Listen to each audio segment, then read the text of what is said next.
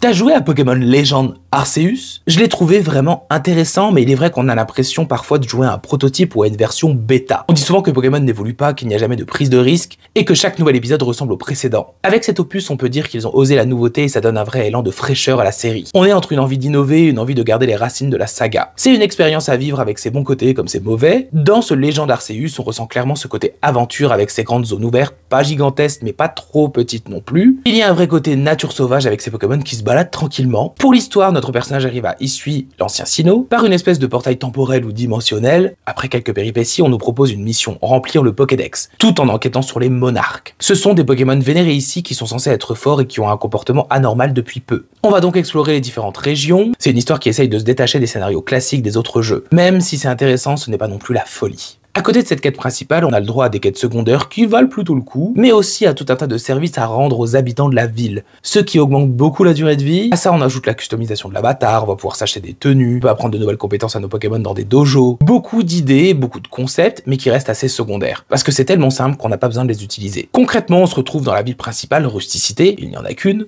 et à partir de là, on va partir en exploration. Il y a différentes zones, chacune cachant un monarque. Une fois apaisée, une nouvelle zone se débloque et on recommence. Donc non, ce n'est pas vraiment un open world, mais plus une succession de plusieurs grandes régions avec un hub central. Il ne suffit pas d'apaiser le monarque pour visiter les nouvelles zones, il va falloir améliorer notre rang. Pour ce faire, il faut s'atteler à différentes tâches. Ces tâches sont en réalité des mini-missions du Pokédex liées à chaque Pokémon, comme capturer autant de fois tel Pokémon, utiliser tel objet sur ce Pokémon, utiliser telle attaque X fois. C'est assez intéressant comme idée et ça change complètement notre façon de chasser. On devient plus stratégique, ce n'est plus de la bête capture. À chaque tâche validée, on monte le niveau de recherche de l'espèce et une fois atteint les 10 points, la fiche du Pokémon est complétée. Bien sûr, on peut faire aussi plusieurs tâches en même temps, c'est plus facile. On arrive dans une zone, on commence par un bivouac, puis on passe à l'exploration sauvage. Il va falloir se préparer en emmenant le bon attirail d'objets avec nous. On doit crafter les objets, que ce soit les potions, les Pokéballs, etc. Lorsque l'on a les bonnes ressources, bien évidemment, qu'on trouve dans la nature. On a un coffre pour tout stocker vu qu'on a peu de place sur nous, même si on peut augmenter notre sac plus tard. Il y a d'autres bivouacs sur le terrain, histoire de se reposer, de soigner nos Pokémon et de déposer nos objets en trop. On ressent bien le côté aventure et ça fait plaisir. L'exploration est agréable, mais au bout d'un temps, ça devient redondant. Les zones sont vides, pas de lieux intéressants, pas de points d'intérêt. Même s'ils sont diversifiés avec des grottes, des montagnes, des lacs, des secrets, des objets ramassés, c'est assez vide. On pourra aussi utiliser des montures spéciales pour nager, escalader, voler, etc.